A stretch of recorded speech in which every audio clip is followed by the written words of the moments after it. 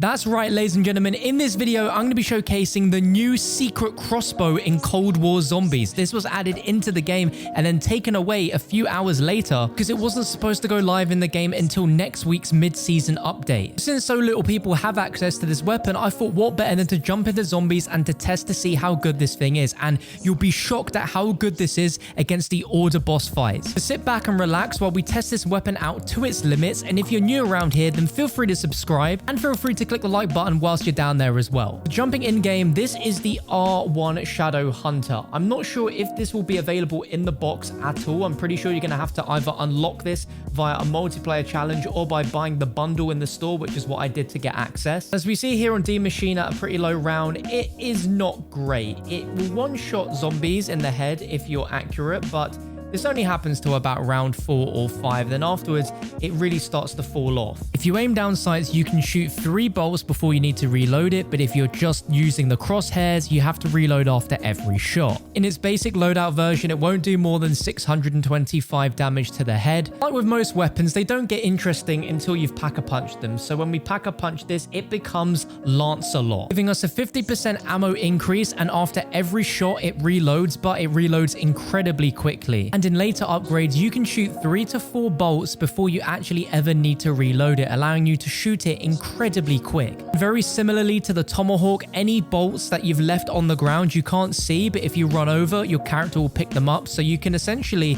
never run out of ammo with this thing. Now, I was a little disappointed with this pack-a-punch version because I expected it to work a little bit like the Black Ops 1 crossbow, where it's essentially a monkey bomb on command, and unfortunately, it doesn't have that ability. I remember when Treyarch added the NX Shadow Claws into Black Ops 3 Zombies, and everyone was hoping that it would be basically the crossbow from Black Ops 1, but unfortunately, same situation here. But when we start upgrading its tier and its pack-a-punch level, this weapon actually starts to become incredibly fun to use. So jumping over to Firebase C, and once I've got Deadshot and Speed Cola, you can see that this actually becomes incredibly fun, as you can do 5,500 damage to the head just repeatedly shooting and aiming for the head here, and it's pretty lethal at this round. It's really fun. Now let's jump over to it being tier 4 upgraded with tier 2 pack-a-punch, and as you can see, it becomes incredibly fun to use, just spamming away, headshotting zombies in a train. You can take them out pretty efficiently, although it's definitely not the fastest way to take them out. But it's really interesting that the higher up in the rounds and the more powerful I made this thing, it actually shared a lot of damage characteristics to the Ray K84 with its upgrades. Now, it's obviously no contest. The Ray K is incredibly easy to headshot any enemies with in comparison to the crossbow. But if you get your aim right, you can deal very similar damage values to elites as you would with the Ray K. Now, I got into a very sticky situation here in the open lot where I basically got cornered and I had to use my Ring of Fire. But this with Ring of Fire is a really fun combination because it essentially completely ignores the one rule that this weapon has to keep its balance, and that's by allowing you to basically shoot it infinitely without ever having to reload a single bolt. You can literally just spam away, and as you can see here, it was incredibly useful. And when you see something like this, you can probably start to assume how this is going to go when we put it up against the order boss that comes every 10 rounds after round 30 and the final boss fight, because Treyarch are always changing up the rules in Cold War. They're always nerfing and changing damage values and health values, and the order boss fight has actually become a lot harder in solo now than it was before. Prior to Season 2's launch, you could just take a Stoner 63, pack-a-punch it all the way up and add Cryo Freeze, and it used to take out the boss incredibly quickly, but now they've made it harder. But this weapon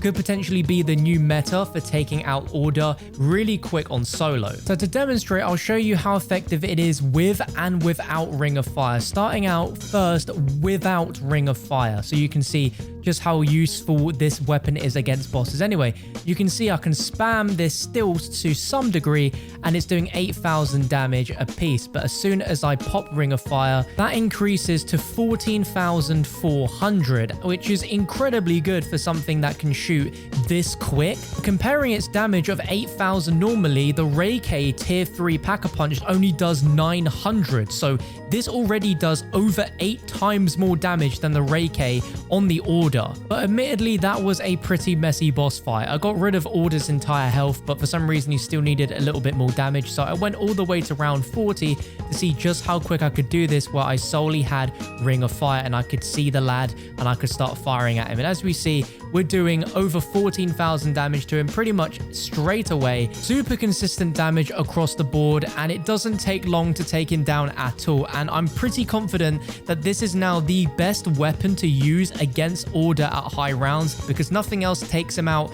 this quick. It's nuts. And who knows, down the line Treyarch might patch this weapon so it isn't as good against the order, but right now it is really good. But the real test is how good is it against the final boss fight of the Firebase Sea Easter egg. So we're going to do the classic tactic of waiting for it, but then going to pop our Ring of Fire and we're going to start shooting. And since we're closer, I was thinking maybe there'd be more damage, but as you can see, we're getting the same 14,000, but when we get that weak spot, that critical hit, we get 57,600 damage per shot, which is absolutely ridiculous numbers. Comparing this to the tier 5, tier 3 Pack-a-Punched RPG, the RPG does about 12,000 damage per shot as well, takes down order in about the same length of time. So just put that into perspective, a full-blown upgraded RPG is just as strong as this crossbow when it is fully upgraded, which is absolutely incredible. Like, at first glance, the crossbow is pretty weak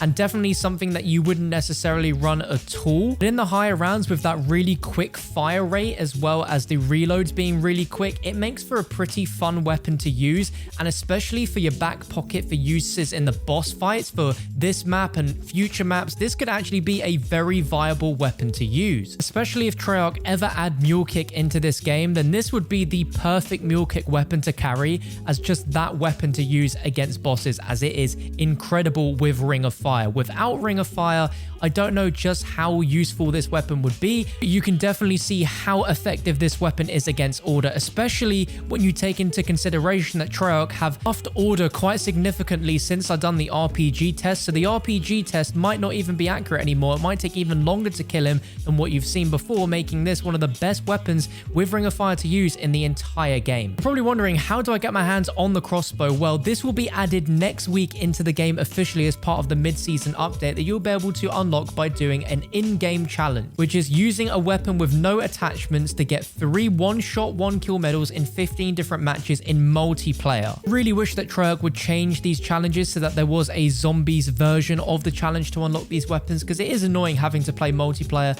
just to unlock a weapon that you want to use in zombies. But similarly, if you don't want to do the challenge, there will be a blueprint bundle added into the store, which is how I got my hands on the crossbow. And what is crazy is that if you've bought this bundle like I did before they removed it, you're actually going to be getting a refund for the bundle since it wasn't supposed to be in the game yet. But I'd love to know your thoughts and opinions on the crossbow now that you've seen what exactly it can do against the boss in the comment section down below. To make sure you don't miss out on any other things coming to Cold War Zombies in the near future, be it DLC, season updates, be sure to subscribe with the bell ticked as well. Thank you so much for watching. I hope I'll catch you for another video very, very soon.